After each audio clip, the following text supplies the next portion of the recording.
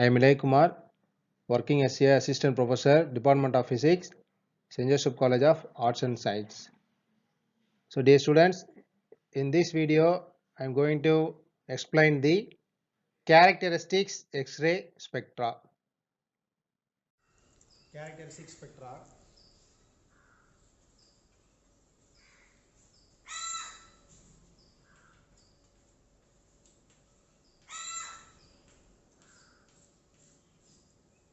So first you see the production of characteristic spectra.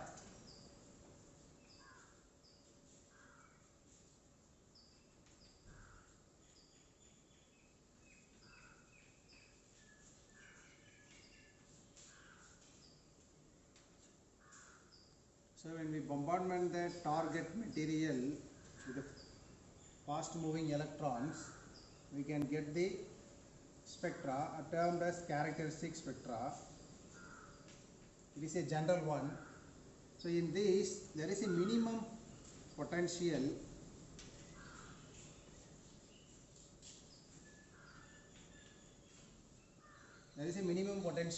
above which only we can get those characteristic spectra. For example, molybdenum, if you take the molybdenum as a target material, it needs 35 kilovolt. So above the 35 kilovolt of a potential difference only we can get those characteristic spectra. This is the first one. Then second one, we can pass here primary X-rays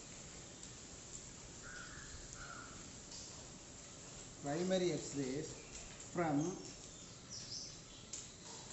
hard X-ray tube. Primary X-rays from hard X-ray tube, then through the material, then we can get characteristic spectra.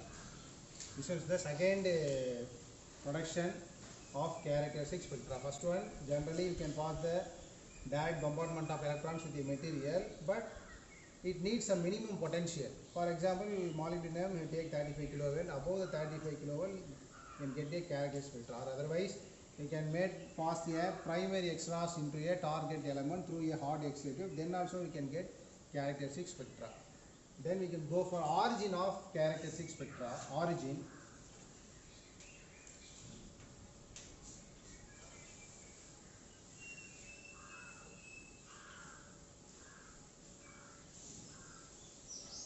So that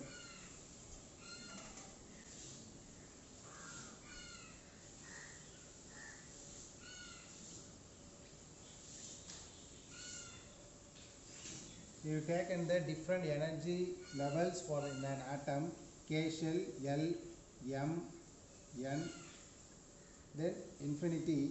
Here we put as n equal to 1, n equal to 2, n equal to 3, n equal to 4, infinity.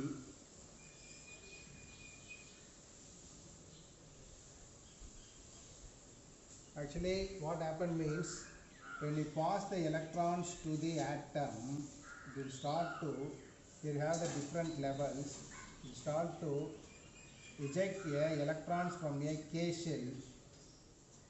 Then there is a vacancy will created on the atom. Once the electron will eject the electron from the K shell, so there is a vacancy will create on the K shell. In order to fill this vacancy, an electron can jump from L shell to M shell. So then we can get the X-rays. So for K shell,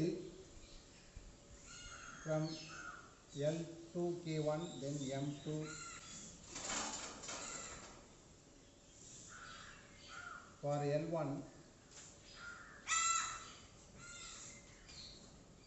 for M1,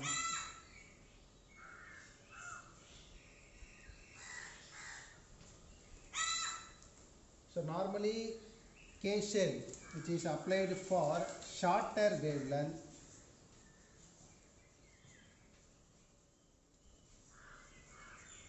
this one L for longer wavelength, then M for heavier element.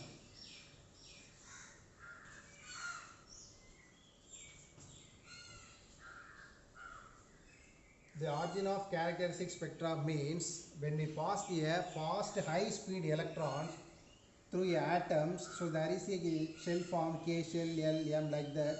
It start to penetrate and eject the electron from the K shell. So there is a back-end create on the L shell.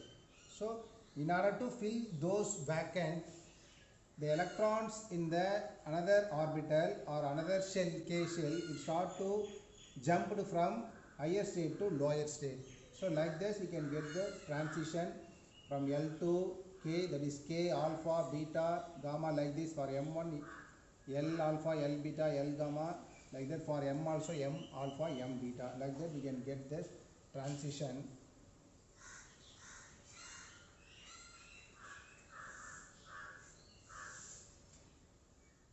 So here we have the graph.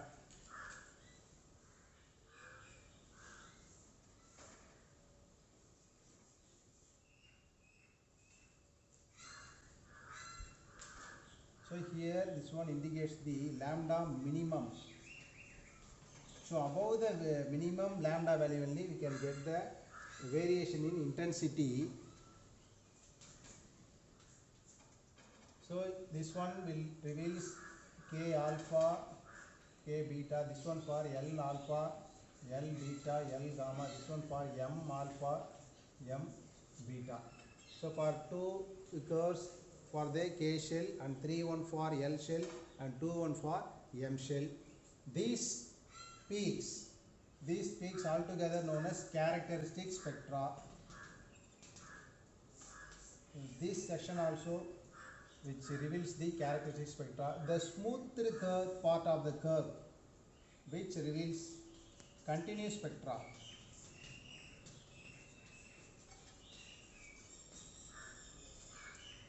So this is the conclusion for the characteristics and the continuous spectra. What we are going to get means the peaks K alpha and K beta. These peaks will show the characteristic spectra. The smoothed curve indicates the continuous spectra. So what is the difference between continuous and the characteristic spectra? Both the spectra we can get from the same origin, but there is a difference between those continuous and characteristic spectra is for characteristic spectra we can get the electron transition. For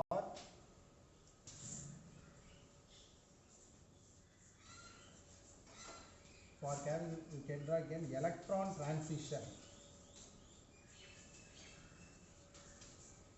But for continuous spectra, what happened means kinetic energy fully converted into photon. Then only we can get the continuous spectra. Once the kinetic energy fully converted into photon, then we can get the continuous spectra. But for the characteristic spectra, we can get those spectrum due to this electronic transition. Electron transition only we can get the characteristic spectra. But for continuous spectra, kinetic energy is fully converted into photon.